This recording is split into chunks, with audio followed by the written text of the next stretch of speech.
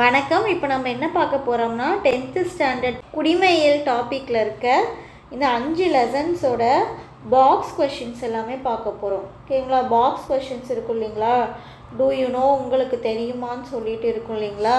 So அது எல்லா கொஷின்ஸும் இந்த 5 யூனிட்லேருந்து நம்ம பார்க்க போகிறோம். நம்ம இந்திய அரசியலமைப்பு சட்டம் இத்தாலி பாணியில் யார் எழுதுனாங்கன்னு பார்த்திங்கன்னா பிரேம் பெஹாரி நரேங்கிறவங்க தான் எழுதுனாங்க. அவர் கைப்பட எழுதப்பட்டது தான் நம்ம இந்திய அரசியலமைப்பு சட்டம். நெக்ஸ்ட்டு 1789ஆம் ஆண்டு பிரெஞ்சு புரட்சியின் போது சுதந்திரம், சமத்துவம், சகோதரத்துவம் ஆகிய முக்கிய முழக்கங்கள் ஆயினர். ஸோ இதெல்லாம் ரொம்ப முக்கிய முழக்கங்களாக இருந்தது பிரெஞ்சு புரட்சி அப்போது. அது பார்த்திங்கன்னா நம்மளோட இந்திய அரசியலமைப்பின் முகவுரையில் இவற்றுக்கு முக்கியத்துவம் தரப்பட்டுள்ளது. சுதந்திரம், சமத்துவம், சகோதரத்துவம், இந்த 3 வேர்டுக்கும் பார்த்திங்கன்னா நம்மளோட முகவுரையில் இம்பார்ட்டன்ஸ் கொடுத்துருக்காங்க. 2002ஆம் ஆண்டு மேற்கொள்ளப்பட்ட 86வது சட்ட திருத்தத்தின்படி இந்திய அரசியலமைப்பில் பிரிவு 45 திருத்தப்பட்டு பிரிவு 21A கீழ் தொடக்க கல்வி அடிப்படை உரிமையாக சேர்க்கப்பட்டுள்ளது. ஸோ பிரிவு 21A கீழே தொடக்க கல்வி அடிப்படை உரிமையாக சேர்த்துருக்காங்க. அது எந்த வருஷம்னு பார்த்திங்கன்னா 2002ஆம் வருஷம். இது 86வது சட்ட திருத்தம். இது ரொம்ப இம்பார்ட்டன்ட். நிறைய டைம் இந்த கொஷின் கேட்டிருக்காங்க, சரிங்களா? ஸோ அது என்னன்னு பார்த்திங்கன்னா 6 வயதுக்கு உள்ளே இருக்க குழந்தைங்களுக்கு எல்லாத்துக்குமே இலவச கல்வி கட்டாயமாக வழங்கணுங்கிறது தான் அதோட நோக்கம். நெக்ஸ்ட்டு, தற்போது அதிகார பகிர்வு என்பது மத்திய அரசு பட்டியலில் 100 துறைகள். ஸோ மத்திய அரசு பட்டியலில் பார்த்திங்கன்னா யூனியன் லிஸ்ட்டில் 100 துறைகள் இருக்குது. மாநில அரசு பட்டியலில் 61 துறைகள் இருக்குது. ஸ்டேட் லிஸ்ட்டில் 61 துறைகள் இருந்தது. மற்றும் கன்கரண்ட் லிஸ்ட் இரண்டிற்கும் பொதுவான பொதுப்பட்டியலில் 52 துறைகள் இருக்குது. பார்த்திங்கன்னா ஃபஸ்ட்டு மாநில பட்டியலில் 66 துறை இருந்தது. அந்த 66 துறைகளில் 5 துறை மாநில பட்டியலில் இருந்து பொதுப்பட்டியலுக்கு மாற்றிட்டாங்க, சரிங்களா? 5 துறைகளை பொதுப்பட்டியலுக்கு மாற்றியது. ஸோ அது என்ன சட்ட திருத்தம் பார்த்திங்கன்னா 42வது சட்ட திருத்தம்.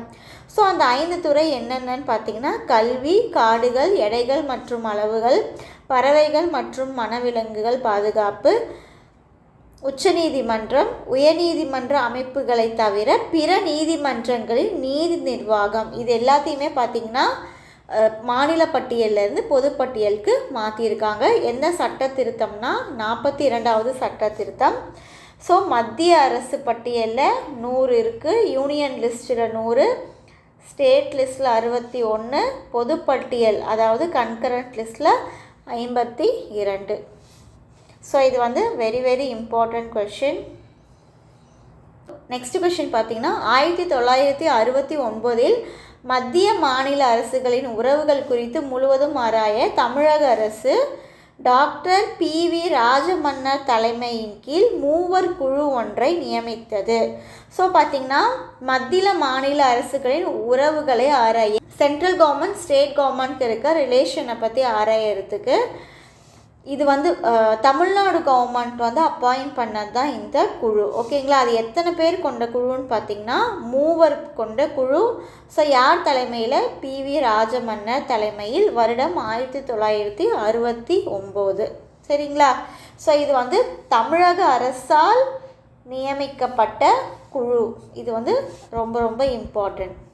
நெக்ஸ்ட்டு 2004ஆம் ஆண்டு இந்திய அரசு செம்மொழிகள் எனும் புதிய வகைப்பாட்டினை ஏற்படுத்த தீர்மானித்தது. ஸோ செம்மொழிகள்னால் என்னன்னு பார்த்திங்கன்னா கிளாசிக்கல் லாங்குவேஜ். ஸோ அந்த கிளாசிக்கல் லாங்குவேஜ் அப்படிங்கிற ஒரு கேட்டகரியே பார்த்திங்கன்னா 2004 தான் ஃபஸ்ட்டு அறிமுகப்படுத்துகிறாங்க. அடுத்து பார்த்திங்கன்னா 6 மொழிகளை செம்மொழிக்கான தகுதி கொடுத்துருக்காங்க. ஸோ அது ஃபஸ்ட்டு என்ன மொழின்னு பார்த்திங்கன்னா தமிழ் தான். 2004 தான் கிளாசிக்கல் லாங்குவேஜுங்கிற கேட்டகரியே கொண்டு வராங்க.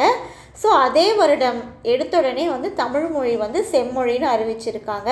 தமிழுக்கு அடுத்தபடியாக சமஸ்கிருதம் வருது. தமிழ் அதுக்கு அடுத்த வருடம் சான்ஸ்கிரிட் 2005. அடுத்து 2008 பார்த்திங்கன்னா 2 மொழி வருது, தெலுங்கு, கன்னடம். ஸோ இது ரெண்டுமே ஒன்றா வரும் 2008. ஓகேவா? ஞாபகம் தெலுங்கு கன்னடம்ங்கிறப்ப ஒரு ஞாபகம் வச்சுக்கும் ஈஸியாக இருக்கும். இது 2008, இது 2008. Next Malayalam 2013, next Odia 14. ஓகேவா? ரொம்ப இம்பார்ட்டண்ட் கொஷின். ஸோ இந்த இயர்லாம் நல்லா பார்த்துக்கணும். அறிமுகப்படுத்தின அதே வருஷத்துலேயே வந்து தமிழ் செம்மொழி, அதுக்கு அடுத்த சான்ஸ்கிரிட், தெலுங்கு கன்னடம் 2008, மலையாளம் 13, ஒடியா 14. அரசியலமைப்பில் 42வது சட்ட திருத்தம் சிறிய அரசியலமைப்பு, மினி கான்ஸ்டிடியூஷன்னு சொல்லுவாங்க. ஸோ இந்த மினி கான்ஸ்டிடியூஷன் பார்த்திங்கன்னா இதில் மொத்தம் வந்து நிறைய திருத்தங்கள் செஞ்சுருக்காங்க இந்த 42வது சட்ட திருத்தமில். ஆனால் வந்து 5 திருத்தங்கள் நம்ம ஸ்கூல் புக்கில் கொடுத்துருக்காங்க. ஓகேவா? 42வது சட்ட திருத்தமில் என்னென்ன அமெண்ட்மெண்ட் கொண்டு வந்திருக்காங்கன்னு சொல்லி 5 விஷயம் நம்ம ஸ்கூல் புக்கில் கொடுத்துருக்காங்க. அது ஆல்ரெடி நான் வந்து 6th to 12th வந்து எல்லா அமெண்ட்மெண்ட்ஸுமே ஒரு வீடியோவில், ஒரே ஒரு சிங்கிள் வீடியோவில் கவர் பண்ணி நான் சேனலில் கொடுத்துருக்கேன். தேவையாக இருக்கவங்க யூஸ் பண்ணிக்கோங்க. 42nd அமெண்ட்மெண்ட்க்கு மட்டும் தனியாக ஒரு வீடியோ கொடுத்துருக்கேன். அதுவும் வந்து டிஸ்கிரிப்ஷனில் நான் லிங்க் கொடுக்குறேன். தேவையாக இருக்கவங்க யூஸ் பண்ணிக்கோங்க. இது பார்த்திங்கன்னா இதுவும் one of the important question தான். புதுடெல்லியில் உள்ள ராஷ்டிரபதி பவன் குடியரசுத் தலைவரின் இல்லம் ஆகும். ஓகேவா? நியூ டெல்லியில் ராஷ்டிரபதி பவன் இருக்குது. அது வந்து குடியரசுத் தலைவரின் இல்லம். அவருடைய இல்லமும் ஆஃபீஸும் இரண்டும் ஒரே கட்டடத்தில் அமைந்துள்ளது. அவரோட வீடும் ஆஃபீஸ் ரெண்டும் பார்த்திங்கன்னா ஒரே பில்டிங்கில் இருக்குது. இருந்தாலும் அவருக்கு வந்து இருப்பிடத்துடன் கூடிய அலுவலகங்கள் மேலும் 2 உண்டு. டெல்லியில் ஒன்று இருக்குது. டெல்லியில் இருக்கிறது ராஷ்டிரபதி பவன் வந்து ஆஃபீஸ் ப்ளஸ் அவரோட ஹோம் ரெண்டுமே தான். அது இல்லாமல் இன்னும் 2 அலுவலகங்கள் இருக்குது. அது என்னென்னு எங்கேன்னு பார்த்திங்கன்னா ஷிம்லாவில் ஒன்று இருக்குது. அதை ரீட்ரீட் கட்டடம்னு சொல்லுவாங்க, ரீட்ரீட் பில்டிங்னு சொல்லுவாங்க. இன்னொன்று பார்த்திங்கன்னா ஹைதராபாத்தில் இருக்குது. அதை ராஷ்டிரபதி நிலையம்னு சொல்லுவாங்க. ஓகேவா? இது பார்த்திங்கன்னா வருடத்திற்கு ஒரு முறையாவது அவர் அலுவலக பணிகளை பார்க்கறதுக்காக இந்த இடத்துக்கெலாம் அவர் போவார்னு சொல்லியிருக்காங்க. இதில் பார்த்திங்கன்னா ஒன்று வடக்கில் இருக்குது, இன்னொன்று வந்து தெற்கில் அமைந்துள்ளது. இது என்னென்னா நாட்டின் ஒற்றுமையும் மக்களின் பல்வேறுபட்ட கலாச்சாரத்தின் ஒற்றுமையும் பறைசாற்றுகிறதுன்னு சொல்கிறாங்க. சரிங்களா? ஸோ பார்த்திங்கன்னா ஃபஸ்ட்டு டெல்லி. ஸோ இதுதான் என்னன்னு சொல்லுவாங்க ராஷ்டிரபதி பவன். நெக்ஸ்ட்டு பார்த்திங்கன்னா ஷிம்லா, அதுக்கு நெக்ஸ்ட்டு ஹைதராபாத். ஸோ இந்த 3 இடத்துல வந்து குடியரசுத் தலைவருக்கான அலுவலகம் மற்றும் இல்லம், office plus home, office plus home இருக்குது. ஓகேவா? நெக்ஸ்ட்டு பார்த்திங்கன்னா கேரளா மற்றும் பஞ்சாப் மாநிலங்களில் அதிகபட்சமாக 9 முறை குடியரசுத் தலைவர் ஆட்சி நடைமுறைப்படுத்தப்பட்டுள்ளது.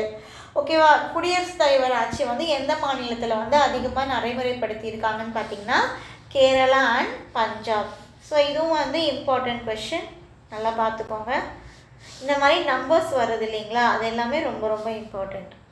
குடியரசுத் தலைவர் மற்றும் துணை குடியரசுத் தலைவர் பதவிகள் வந்து ஒரே டைமில் வந்து காலியாக இருந்ததுன்னா அப்போ என்ன பண்ணலான்னா உச்ச நீதிமன்ற தலைமை நீதிபதி குடியரசுத் தலைவரின் பணிகளை செயலாற்றுவார். ஓகேவா?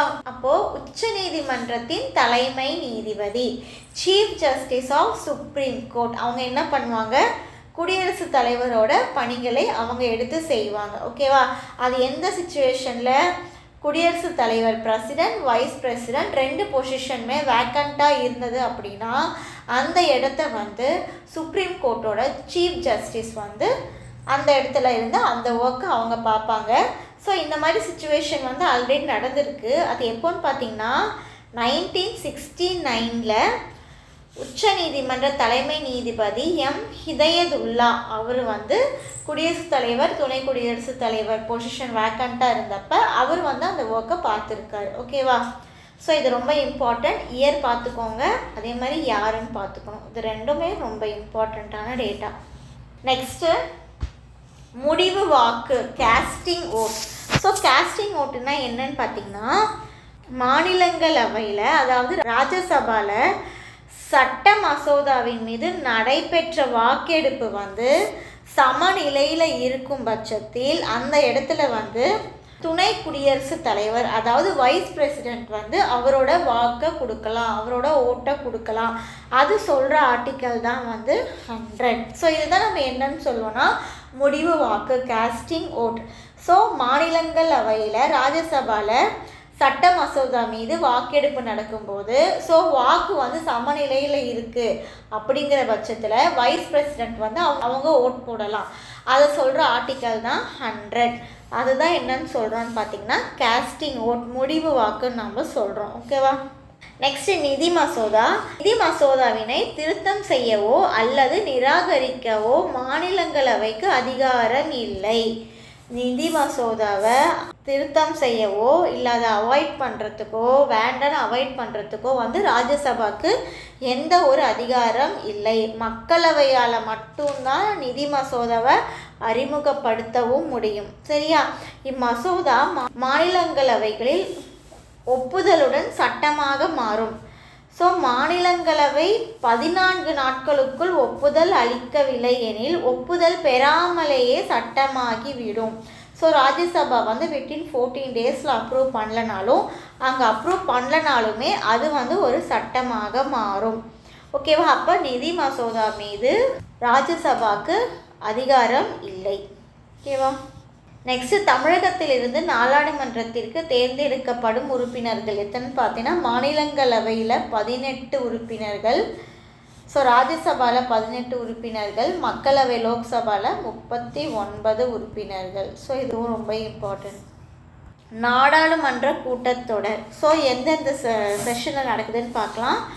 பட்ஜெட் செஷன், பட்ஜெட் கூட்டத்தொடர் அது எப்போன்னு பார்த்தீங்கன்னா ஃபெப் முதல் மே வரை. ஃபெப்னா ஜான்வரி எண்டு கூட வரும், ஜான்வரி எண்ட் ஆர் ஃபெப்லேருந்து மே வரை சொல்லுவோம். நெக்ஸ்ட்டு மழைக்கால கூட்டத்தொடர் அது ஜூலையிலேருந்து செப்டம்பர் வரை. நெக்ஸ்ட்டு குளிர்கால கூட்டத்தொடர் நவம்பர் முதல் டிசம்பர் வரை. ஓகேவா? இதுக்கு வந்து ஒரு ஷார்ட்கட் இருக்குது, BMW. ஸோ BMW கார் இருக்குது இல்லையா, ஸோ அந்த ஞாபகம் வச்சுக்கலாம், BMW. ஸோ பினா பட்ஜெட், எம்னா மான்சூன் செஷன், டபிள்யூனா winter session. Budget session, monsoon session, winter session, BMW. இங்கே பார்த்திங்கன்னா ஜான்வரி எண்டிலிருந்து மே வரை. நெக்ஸ்ட்டு மேக்கு அடுத்த மாதம் ஜூன் வராது, ஜூலை டு செப்டம்பர். நெக்ஸ்ட்டு செப்டம்பருக்கு அடுத்தது அக்டோபர் வராது, November to December. So BMW இதை ஷார்ட் ஃபார்ம் ஞாபகம் வச்சுக்கலாம்.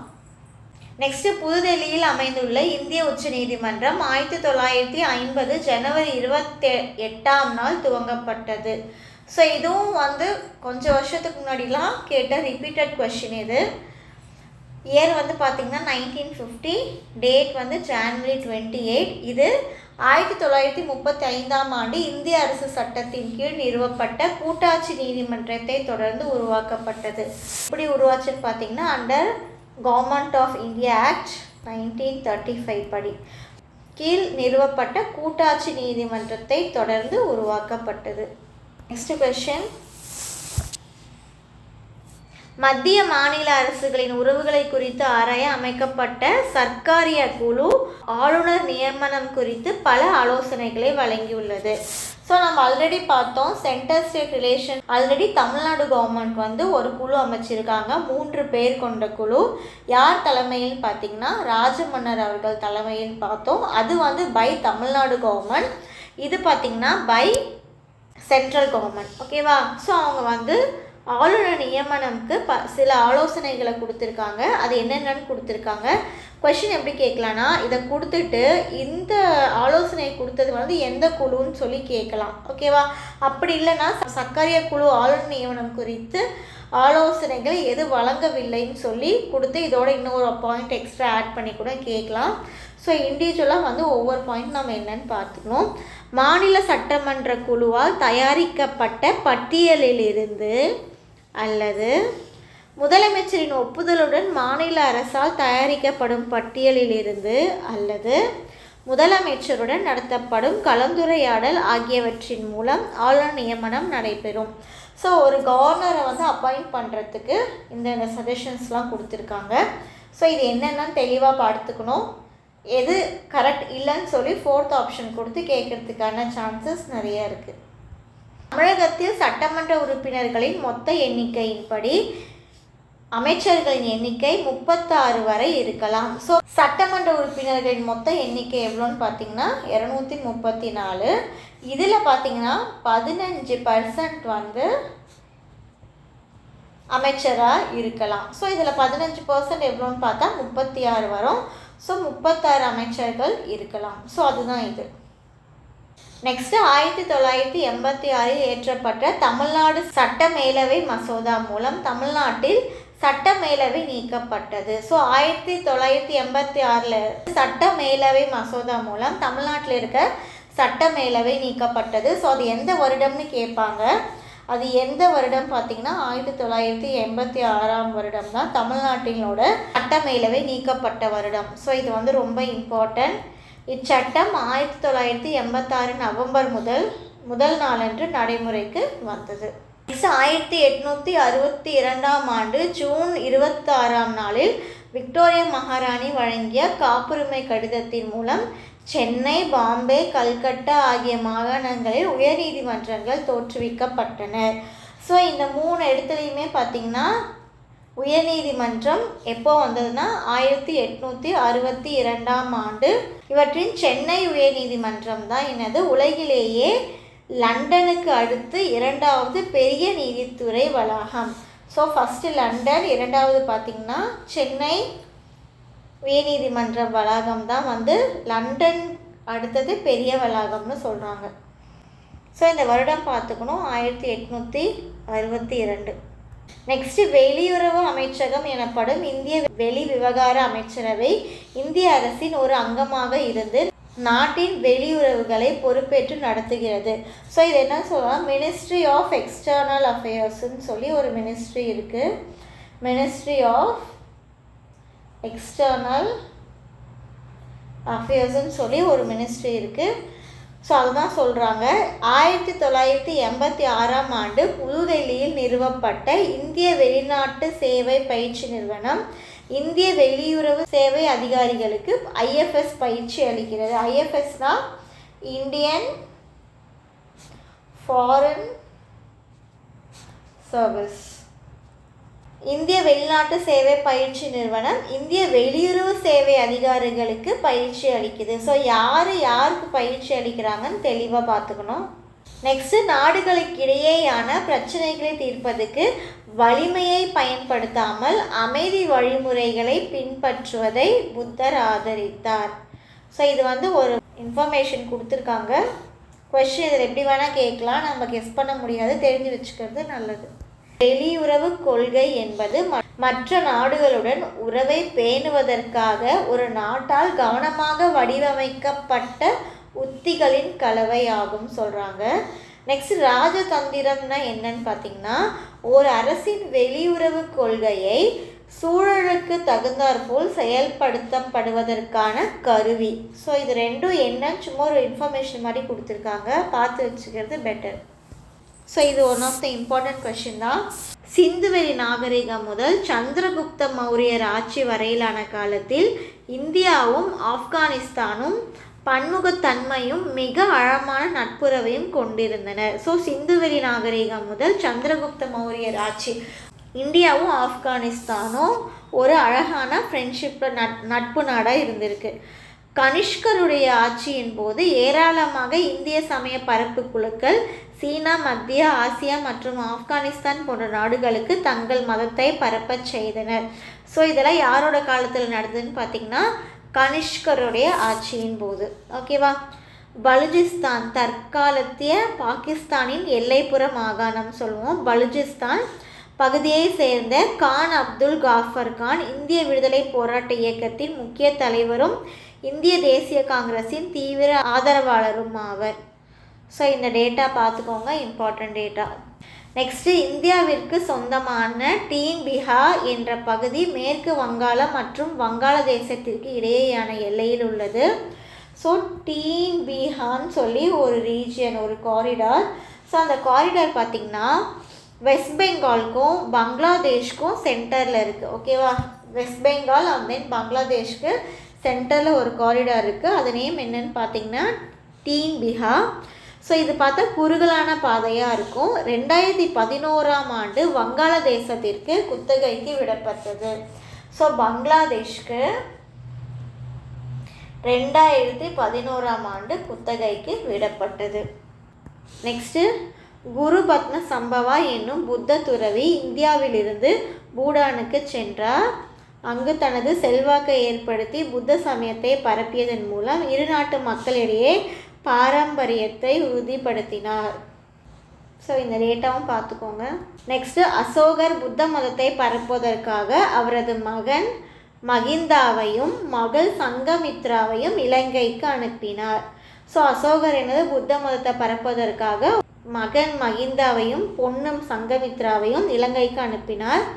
சோழ அரசர்களான முதலாம் ராஜராஜன் மற்றும் முதலாம் ராஜேந்திரன் ஆகியோர் இலங்கையின் வடபகுதியை கைப்பற்றினர். ஸோ இதெல்லாம் இம்பார்ட்டன்ட் டேட்டாஸ் புக்கில் அங்கங்கே கொடுத்துருக்காங்க. நெக்ஸ்ட்டு, பிரிக்ஸை பற்றி நம்ம நிறைய படிச்சிருப்போம். ஸோ பிரேசில், ரஷ்யா, இந்தியா, சீனா இதெல்லாமே சேர்ந்தது தான். ஸோ அந்த சொல் பிரிக்ஸுங்கிற வேர்டு வந்து யார் வந்து காயின் பண்ணாங்கன்னு பார்த்தீங்கன்னா ஜிம் ஓ நெயில் அப்படிங்கிறவங்க தான் அந்த பிரிக்ஸுங்கிற அந்த வேர்டை வந்து காயின் பண்ணாங்க. அவர் வந்து யாருன்னு பார்த்தீங்கன்னா பிரிட்டிஷ் பொருளாதார நிபுணர். இந்த பிரேசில், ரஷ்யா, இந்தியா, சைனா ஆகிய நாடுகள் 2050ஆம் ஆண்டு வாக்கில் 6 தொழில்மயமாக்கப்பட்ட நாடுகளை விட டாலர் மதிப்பில் பெரிய நாடுகளாக உருவாகும் என்று கடந்த 300 ஆண்டுகளில் அதிகாரப்போக்கு முற்றிலும் மாறுபடும் என்றும் அவர் ஊகித்தார். யாருன்னு பார்த்தீங்கன்னா ஜிம் ஓ நெயில். ஸோ அவர் யார்? இந்த பிரிக்ஸுங்கிற டேர்மாக காயின் பண்ணவர். Next OPEC.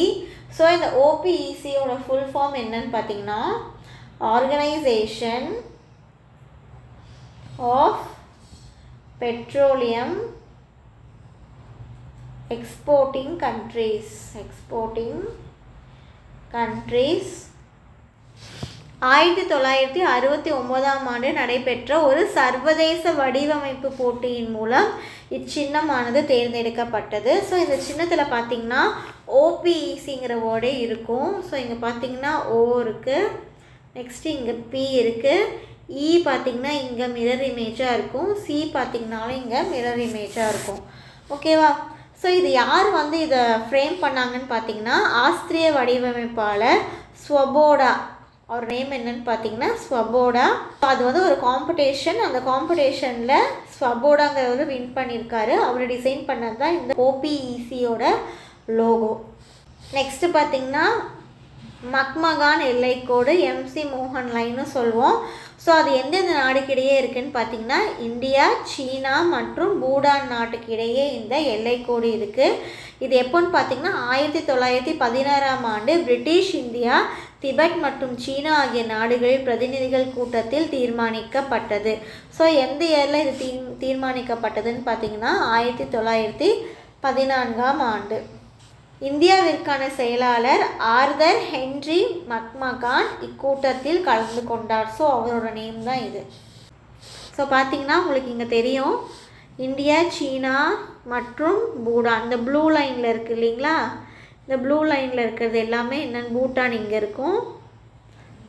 இந்த ப்ளூ லைனில் இருக்கிறது எல்லாமே வந்து எம்சி மோகன் லைன்னு சொல்லுவோம். நெக்ஸ்ட்டு பார்த்திங்கன்னா கட்டுப்பாடு கோடு. இதை வேறு எப்படி சொல்லுவாங்கன்னு பார்த்தா லைன் ஆஃப் கண்ட்ரோல்னு சொல்லுவாங்க.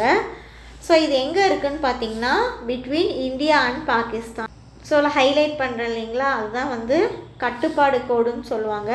இது 1949ஆம் ஆண்டு தீர்மானிக்கப்பட்ட போர் நிறுத்த கோடு 1972ஆம் ஆண்டிற்கு பின்னர் எல்லை கட்டுப்பாடு கோடு என அழைக்கப்பட்டது. ஸோ எந்த வருடத்திற்கு அப்புறம் எல்லை கட்டுப்பாடு கோடுன்னு சொல்கிறாங்கன்னா 1972ஆம் ஆண்டு. ஸோ இந்த ஆண்டில் பார்த்திங்கன்னா சிம்லா ஒப்பந்தம் நடந்தது. சிம்லா ஒப்பந்தம் ஆண்டு எப்போன்னு பார்த்திங்கன்னா 1972. ஸோ இதில் அந்த டேட்டாவும் இருக்குது. கீழ் இந்தியாவிற்கும் பாகிஸ்தானுக்கும் இடையே ஏற்றுக்கொள்ளப்பட்ட எல்லையாகும். இக்கோடு பிரிவினை செய்யப்பட்ட போது ராட்க்ளிஃப் லைன் என்று அழைக்கப்படுகிறது. ஓகேவா? ராட்க்ளிஃப் என்பவர் எல்லை ஆணையத்தின் தலைவராக இருந்தார். இக்கோடு தற்போது கட்டுப்பாடு கோடு என அழைக்கப்பட்டது. ஸோ பார்த்திங்கன்னா 1949 தீர்மானித்தாங்க. இதை 1972லேருந்து எல்லை கோடுன்னு சொல்ல ஆரம்பிச்சிட்டாங்க. சரியா? ஸோ இந்த டேட்டா ரொம்ப முக்கியம். 1949 to 1972. ஸோ இதோட பார்த்திங்கன்னா நம்ம 10th ஸ்டாண்டர்ட் குடிமையில் டாப்பிக்கில் இருக்க அந்த பாக்ஸில் கொடுக்குற கொஷின்ஸ் எல்லாமே கவர் பண்ணிட்டோம். ஸோ உங்கள் வீடியோ பிடிச்சிருந்தா சப்ஸ்கிரைப் பண்ணுங்கள், ஃப்ரெண்ட்ஸ்க்கும் ஷேர் பண்ணுங்கள். தேங்க்யூ.